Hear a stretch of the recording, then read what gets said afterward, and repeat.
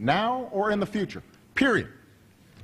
And to prove that I'm serious, there will be a provision in this plan that requires us to come forward with more spending cuts if the savings we promised don't materialize. Now,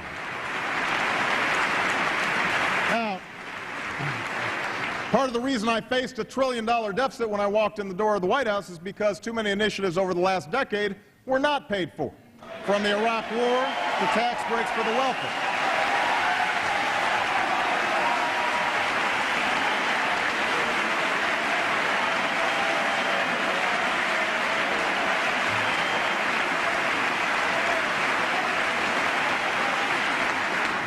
I will not make that same mistake with health care. Second, we've estimated that most of this plan can be paid for by finding savings within the existing health care system, a system that is currently full of waste and abuse. Right now, too much of the hard-earned savings and tax dollars we spend on health care don't make us any healthier. That's not my judgment. It's the judgment of medical professionals across this country. And this is also true when it comes to Medicare and Medicaid. In fact, I want to speak directly to seniors for a moment, because Medicare is another issue that's been subjected to demagoguery and distortion during the course of this debate.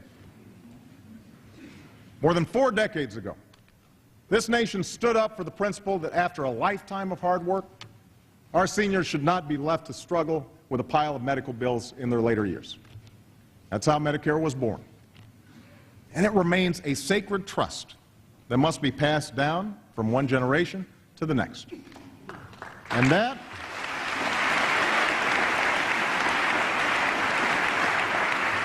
is why not a dollar of the Medicare Trust Fund will be used to pay for this plan.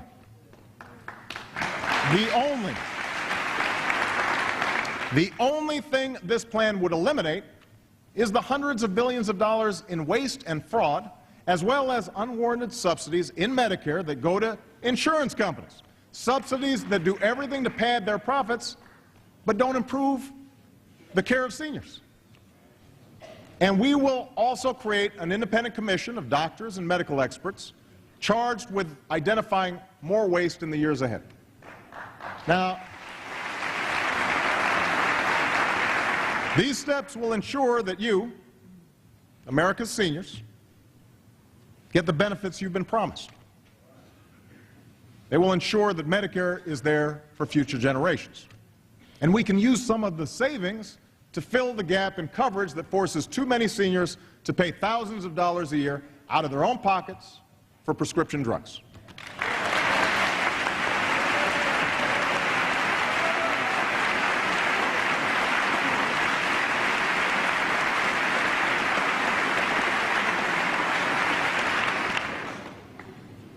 That's what this plan will do for you.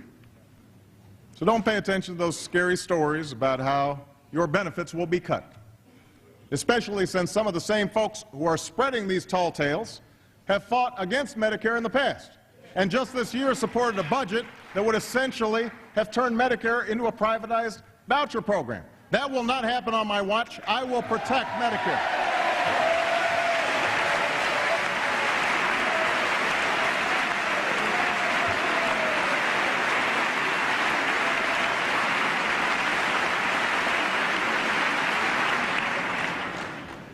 Now, because Medicare is such a big part of the health care system, making the program more efficient can help usher in changes in the way we deliver health care that can reduce costs for everybody.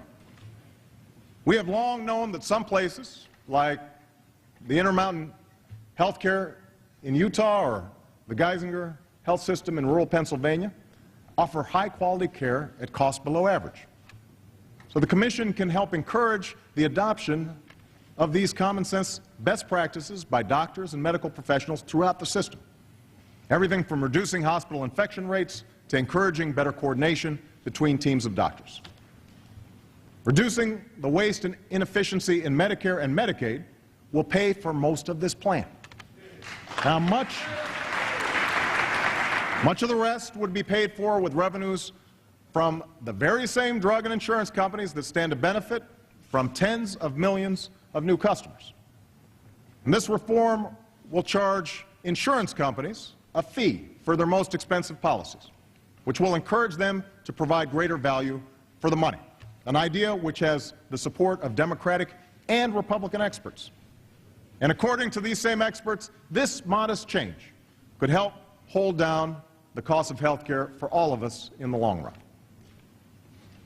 Now, finally, many in this chamber, particularly on the Republican side of the aisle, have long insisted that reforming our medical malpractice laws can help bring down the costs of health care.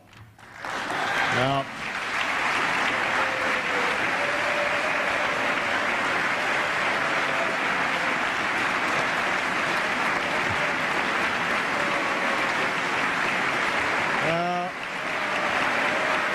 there you go.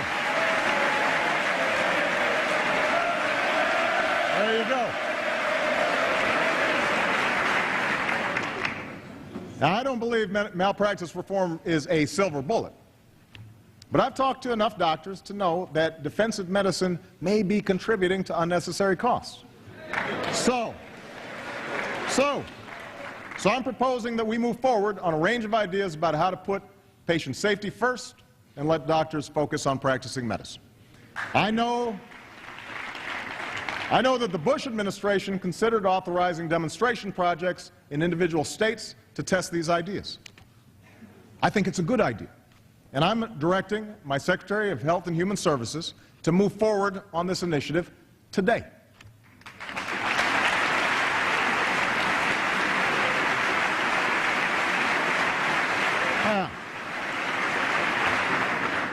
Add it all up, and the plan I'm proposing will cost around $900 billion over 10 years.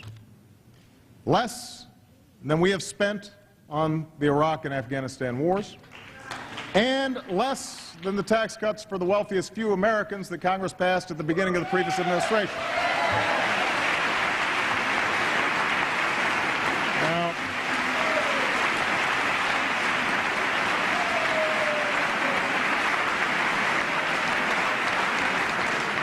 most of these costs will be paid for with money already being spent, but spent badly in the existing health care system. The plan will not add to our deficit. The middle class will realize greater security, not higher taxes. And if we are able to slow the growth of health care costs by just 0.1% each year, 0.1%, it will actually reduce the deficit by $4 trillion over the long term. Now, this is the plan I'm proposing. It's a plan that incorporates ideas from many of the people in this room tonight, Democrats and Republicans. And I will continue to seek common ground in the weeks ahead. If you come to me with a serious set of proposals, I will be there to listen. My door is always open. But know this: I will not waste time with those who have made the calculation that it's better politics to kill this plan than to improve it.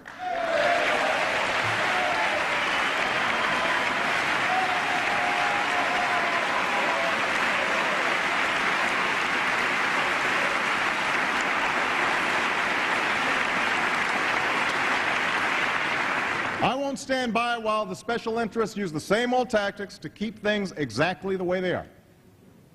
If you misrepresent what's in this plan, we will call you out. And I will not accept the status quo as a solution. Not this time. Not now. Everyone in this room knows what will happen if we do nothing. Our deficit will grow, more families will go bankrupt, more businesses will close. More Americans will lose their coverage when they are sick and need it the most, and more will die as a result. We know these things to be true. That is why we cannot fail, because there are too many Americans counting on us to succeed. The ones who suffer silently, and the ones who shared their stories with us at town halls, in emails, and in letters.